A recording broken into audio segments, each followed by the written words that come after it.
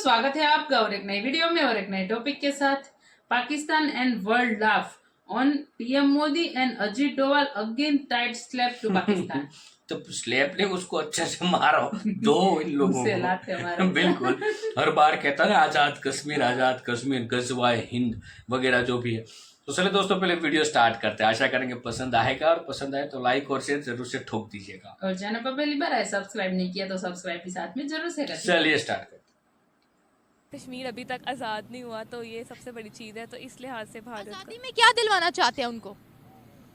यही कि वो पाकिस्तान की तरफ आ जाए। आप पाकिस्तान का हिस्सा बनाना चाहते हैं कश्मीर को? हाँ, मुझे सच में हंसी आई है इस बात पे, लेकिन मैंने कंट्रोल की है। पाकिस्तान के अंदर हमें नहीं पता चलता दुनिया में क्या हो रहा है और इस खित्ते में क्या हो रहा है। हमें इंटरनेशनल मीडिया देखना पड़ता है कि क्या हो रहा है। हमें नहीं पता चलता कि हम कहाँ खड़े हैं और दुनिया कहाँ खड़ी हुई है, क्योंकि भारत हमें नुकसान पहुंचाने की कोशिश करता रहता है। क्या नुकसान पहुंचाया है ये बताएं। बोलने की आज़ादी भी बहुत ही कम है।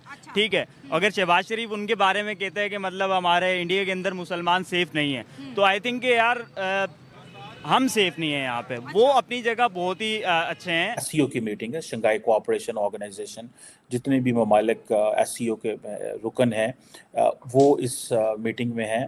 बड़ा इम्पोर्टेंट डिस्कशन है जिसके अंदर भारत किसी मूड में नजर नहीं आ रहा पाकिस्तान के साथ एंगेज करने में। भी देते हैं, वो लोगों को अपने मुल्कों में भी आने देते हैं, मल्टी कल्चरलिज्म को अच्छा भी समझते हैं। हालांकि एक कौम ऐसी है जिसके साथ मल्टी कल्चरलिज्म थोड़ा ना, जिस तरह वो कहते हैं ना, सांप को दूध पिलाना, खतरे के साथ खेलना है कि वो आज़ाद तो होंगे ना, उनको सुकून तो होगा ना। दिन ब दिन जैसे फ़लस्तीन का हाल चल रहा है वैसे तो नहीं होगा ना। आप खुश हो यहाँ? एक आम बंदे से भी आप पूछ लोगे ना, उसकी आंखों में भी आंसू आ जाएंगे।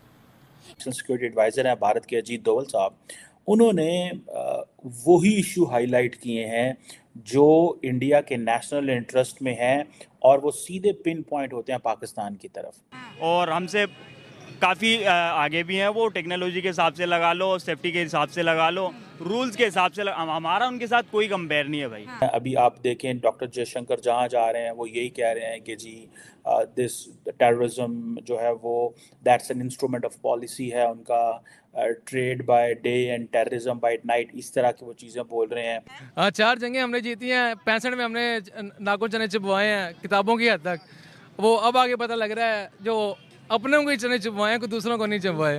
वो वाली सिचुएशन है। बाकी लोग जाते हैं, इंडियंस जाते हैं, चाइनीज जाते हैं, जम हो जाते हैं, कोई उनको प्रॉब्लम नहीं होती। लेकिन मोमिनीन जो है सड़कें बंद करते हैं, नमाजें पढ़ते हैं, शरिया फॉर यूके के नारे लगाते हैं, अड़ी अड़ी दाढ़ियां जुलूस निकालते हैं। वो शूरा के जो है वो तो ऐसे जंजीरें मार रहे होते हैं। वो इतना देख के गोरों को बेचारों को वहशत आती है कि ये क्या कर रहे हैं। अब हमें पता चल गया कि 4 जंगों में से कोई भी नहीं जीता और हम कितने टाइम तक छुट्टी मनाते रहे हैं। 1965 की छुट्टी मिली है, जंग जीते थे। वैसे तो ज्यादा खामोश ही रहना चाहिए।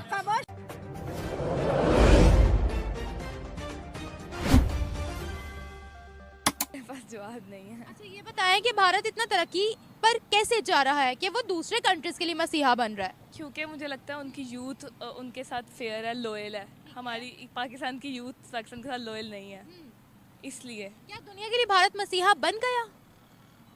बन सकता है। अब मुझे इस चीज़ का आइडिया नहीं है कि ये इन्होंने इस तरह किया है। आपको लगता है कि भारत दुनिया भर की मदद कर रहा है? नहीं कर रहा। कैसे? क्योंकि मुझे इस चीज़ का आइडिया नहीं है, मुझे नहीं लगता आपको कि वो मदद कर सकते? वो इस काबिल नहीं है, उनकी इकोनॉमी स्टेबल नहीं है, या वो नहीं कर सकते? क्या वजह है? आपको क्या लगता है? आपको क्या लगता है?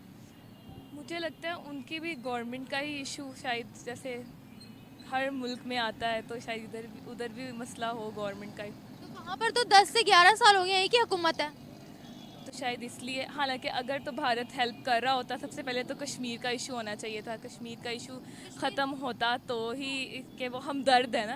अगर क्या इशू है? कश्मीर अभी तक आज़ाद नहीं हुआ तो ये सबसे बड़ी चीज़ है। तो इस लिहाज से भारत आज़ादी में क्या दिलवाना चाहते हैं उनको? यही कि वो पाकिस्तान की तरफ आ जाए। आप पाकिस्तान का हिस्सा बनाना चाहते हैं कश्मीर को? हाँ, मुझे सच में हंसी आई है इस बात पे, लेकिन मैंने कंट्रोल की है। क्योंकि इससे ये है कि वो आज़ाद तो होंगे ना, उनको सुकून तो होगा ना। दिन ब दिन जैसे फ़लस्तीन का हाल चल रहा है वैसे तो नहीं होगा ना। आप खुश हो यहाँ? एक आम बंदे से भी आप पूछ लोगे ना, उसकी आंखों में भी आंसू आ जाएंगे। इस्लामिक जमहूरिया पाकिस्तान में रहते हुए मुसलमानों का ये हाल है, ये राइट्स मिल रहे हैं जहाँ पर उनको हर चीज़ में सब्सिडीज़ मिल रही है ना, जहाँ उनको हर चीज़ में आगे बढ़ाया जा रहा है, आप उनको वहाँ से छुड़वाना चाहती हैं। तो क्या हम कश्मीरियों की खुशी देखना पसंद नहीं करते? उनको राइट्स मिल रहे हैं वहाँ पर, नहीं मिल रहे क्या? कश्मीरियों को नहीं मिल रहे क्या? नहीं, क्या हो रहा है उनके साथ? जुल्म ही हो रहा है मुझे लगता है। वो तो भारत में तो एक वीडियो भी अभी आज रिसेंट चल रही थी कि लोग शायद यहाँ पर आज़ादी है, हम जहाँ मर्जी खड़े होकर नमाज़ पढ़ सकते हैं, अपना मुल्क है, अपनी ज़मीन है, लेकिन भारत में वहाँ पर पता नहीं कोई फुटपाथ पे ही वो नमाज़ पढ़ रहे थे तो पुलिस मार रही थी, हाँ बिल्कुल ऐसे पुलिस ही को सस्पेंड भी उन्होंने कर दिया। पाकिस्तान के अंदर हमें नहीं पता चलता दुनिया में क्या हो रहा है और इस खित्ते में क्या हो रहा है। हमें इंटरनेशनल मीडिया देखना पड़ता है कि क्या हो रहा है। हमें नहीं पता चलता कि हम कहाँ खड़े हैं और दुनिया कहाँ खड़ी हुई है। अब ये जो NSA लेवल की मीटिंग हो रही है, नेशनल सिक्योरिटी एडवाइजर्स लेवल की मीटिंग हो रही है अस्ताना कजाकिस्तान के अंदर, और अब ये SCO की मीटिंग है, शंघाई कोऑपरेशन ऑर्गेनाइजेशन। जितने भी ममालिक SCO के रुकन हैं वो इस मीटिंग में हैं। बड़ा इम्पॉर्टेंट डिस्कशन है जिसके अंदर भारत किसी मूड में नज़र नहीं आ रहा पाकिस्तान के साथ इंगेज करने में, और लगता ये है कि भारत एक टफ लाइन ले रहा है जिसको शायद बहुत सारे पाकिस्तानी तो अंडरस्टैंड ना करते हों। वो समझते होंगे खैर है, कोई बात नहीं, देखी जाएगी। लेकिन मैं आपको बता रहा हूँ कि इसके फ्यूचर इम्पैक्ट क्या होंगे। इस मीटिंग के अंदर जो NSA नेशनल सिक्योरिटी एडवाइज़र हैं भारत के, अजीत डोवल साहब, उन्होंने वही इशू हाईलाइट किए हैं जो इंडिया के नेशनल इंटरेस्ट में हैं और वो सीधे पिन पॉइंट होते हैं पाकिस्तान की तरफ। एक तो ठीक है, इसमें पाकिस्तान के अंदर इलेक्शन हुए हैं, इंडिया के अंदर होने वाले हैं, तो एक तो वो माहौल है, लेकिन आपको लगेगा नहीं कि इंडिया के अंदर मूड चेंज हो रहा है। Starting from prime minister Modi की जो ट्वीट आई थी, देन अभी आप देखें डॉक्टर जयशंकर जहाँ जा रहे हैं वो यही कह रहे हैं कि जी दिस टेररिज्म जो है वो that's an instrument of policy है उनका, trade by day and terrorism by night, इस तरह की वो चीज़ें बोल रहे हैं अभी जो ये चीज़ें हैं। देन आपको पता है कि इंडिया के जो डिप्लोमेट्स हैं इस्लामाबाद में, उन्होंने पाकिस्तान के जो फॉरेन मिनिस्टर की जो अफ्तार डिनर है उसमें वो नहीं आए, गिविंग अ मैसेज कि एक या तो वो कोई ऐसा तासुर नहीं, उनको पॉलिटिकली कहा गया होगा दिल्ली से कि आपने ऐसा तासुर नहीं देना कि जिससे ये पैगाम जाए इंडिया के अंदर कि इंडिया पाकिस्तान के साथ गुडी गुडी होना चाहता है। या तो उनको ये कहा गया है, और या फिर को बहुत बड़ा होने वाला है कि ऑलरेडी एक टफ पोजीशन एट डिस्टेंस कर ली है। बिकॉज नॉर्मली आपकी एम्बेसी दुनिया के जिस मुल्क में भी हो, और वहाँ की जब आपको कम से कम फॉरेन ऑफिस बुलाए या फॉरेन मिनिस्टर बुलाए तो आप जाते हैं वहाँ पे, आप वहाँ पे जाते हैं वहाँ पे।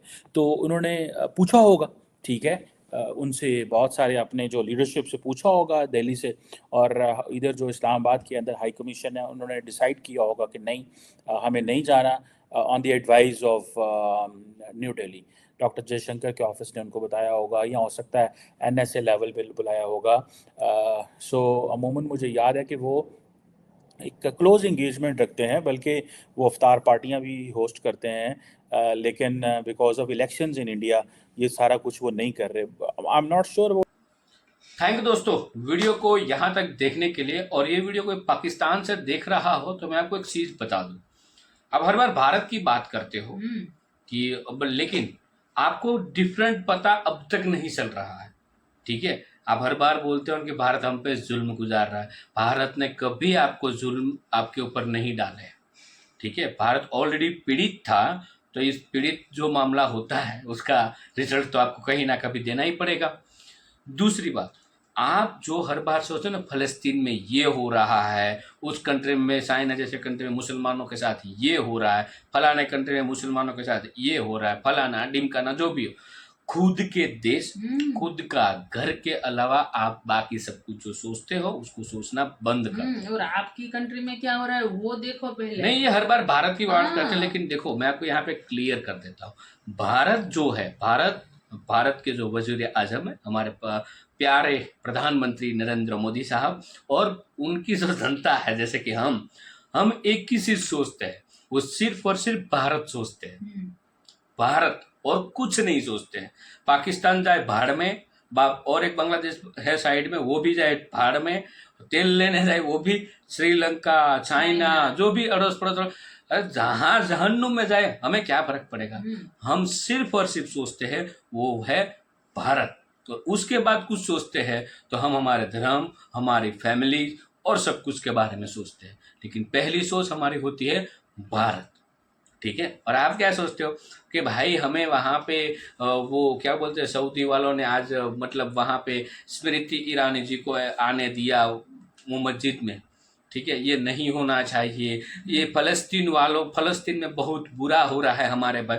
अरे जिसके साथ जो हो रहा है हर कोई खुद के कर्म की सजा भुगत रहा है। अब जैसे कि आपको वो भी चिंता है, यूक्रेन का युद्ध होता तो वहाँ पे आपको टेंशन होती है, वहाँ पे इजराइल एंड गाजा में कुछ हो रहा है तो वहाँ पे आपको चिंता हो रही, ईरान में कुछ हो रहा है तो वहाँ पे आपको चिंता हो रही। वो कौन लगते हैं आपके? बस खुद की चिंता नहीं हो रही क्या जब ये लोग तुम लोग जब बीमार पड़ते हो तो अस्पताल में खबर अंतर पूछने के लिए आपके माँ बाप ही आते होंगे ना। फलस्तीन से आया कोई?